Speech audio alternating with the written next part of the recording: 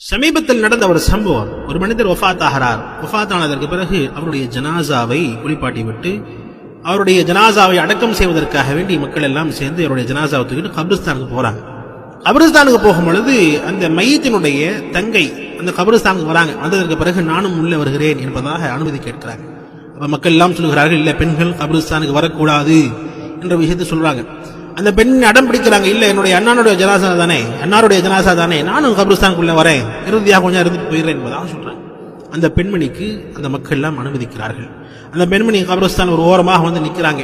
இந்த மக்களும் அந்த ஜனாசாவை அடக்கம் செய்கிறார்கள். அடக்கம் செய்ததற்கு பிறகு துவா செய்கிறாங்க. துவா செஞ்சுட்டு வெளியே வர்றாங்க.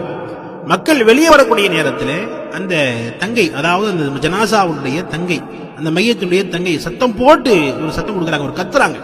கத்தியதற்கு பிறகு மக்கள் எல்லாம் திரும்பி பார்க்கிறார்கள், என்னடா இந்த பெண்மணி கத்துறாங்க என்பதை திரும்பி பார்க்கும் பொழுது அந்த பெண்மணி தன்னுடைய 2 கரங்களையும் வானத்தின் பால் தூக்கி அல்லாஹ்விடத்தில் பத்வா செய்கிறாங்க. என்ன பத்வா செய்கிறாங்க? யா அல்லாஹ், இவன் வஃபாத்தாக கூடிய நபர் என்னுடைய அன்னாராக இருக்கிறார். யா அல்லாஹ், இவர் மீது துளி அளவு கூட ரஹ்மத்தை காட்டி விடாதே, சிறிது அளவு கூட உன்னுடைய கருணையையும் கிருபையும் இவர் மீது காட்டவே காட்டாது.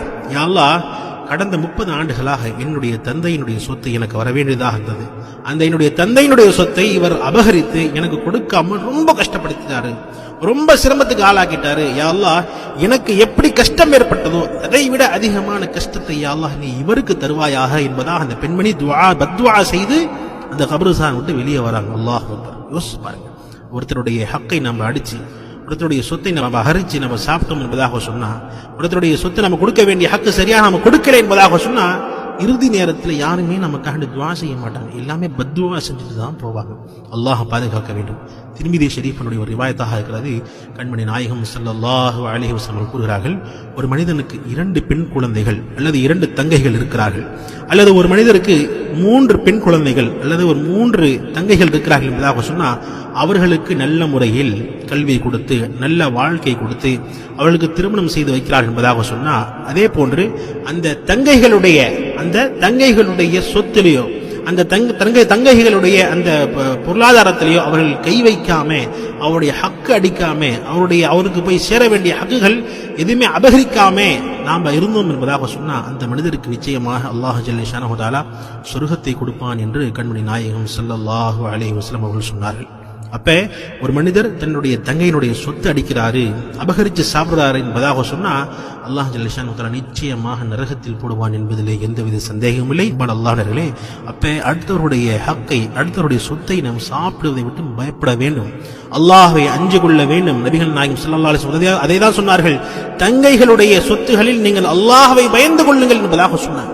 இப்படி பயப்படல, நாம தாராளமா அடிச்சு சாப்பிட்டோம், அவளுக்கு கொடுக்கல என்பதாக சொன்ன, அனிதம் செஞ்சிட்டோம் என்பதாக சொன்னா, நிச்சயமாக அல்லாஹ் ஜல்ல ஷானஹு தஆலா நமக்கு நரகத்தில் தான் ஒரு இடத்தை வைத்திருக்கிறார் என்பதாக நாம் புரிந்து கொள்ள வேண்டும். அன்பான அல்லாஹ்வர்களே, அப்ப நாம் இதுவரை நாம் ஏதாவது தவறுகள் செய்திருந்தோம் என்பதாக சொன்னா, அதாவது தங்கைகளுடைய அக்காக்களுடைய சொத்துகளில் ஏதாவது நம்ம பிரச்சனை செய்திருந்தோம் என்பதாக சொன்னா, உடனடியாக நம்முடைய மௌத் வருவதற்கு முன்பதாகவே இதை சரி செய்து கொள்ள வேண்டும். இல்லை என்று சொன்னா நமக்காக வேண்டி அவர்கள் பின்னாடி துவா செய்ய மாட்டாங்க, பத்வா தான் செய்வார்கள். அந்த பெண்மணி சொல்கிறார்கள், யா அல்லாஹ், 30 ஆண்டுகளாக என்னுடைய சகோதரன் எப்படி என்னை கஷ்டப்படுத்தினானோ அதை விட அதிகமாக கஷ்டப்படுத்தி என்பதாக அந்த பெண்மணி சொல்லிட்டு போறாங்க என்பதாக சொன்னா, இதுவெல்லாம் நம்முடைய வாழ்க்கையை ஒரு பாடமாக எடுத்துக்கொள்ள வேண்டும். ஒரு நாள் அல்லாஹ்க்கு முன்னாடி போய் நின்றே ஆகணும்.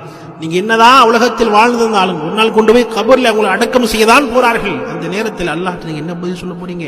உங்களுடைய குடும்பத்தாருடைய துஆக்கள் நீங்க எப்படி பெற போறீங்க? அன்பான அல்லாஹ்வர்களே, நிச்சயமாக நாம நம்முடைய வாழ்க்கையில ஏதாவது தவறுகள் செய்திருந்தோம் என்பதாக சொன்னார், யாருடையாவது நம்ம பொருட்களை நாம் அடித்திருந்தோம் என்பதாக சொன்னா, அவருடைய ஹக்கை நம்ம அபகரித்து இருந்தோம் என்பதாக சொன்னா, நிச்சயமாக அதை திருப்பி கொடுக்கக்கூடிய முழுமையான முயற்சிகளில் நாம் ஈடுபட வேண்டும்.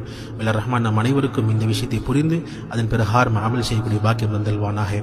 வாஹிர் தாவானா அல்ஹம்துலில்லாஹி ரப்பில் ஆலமீன்.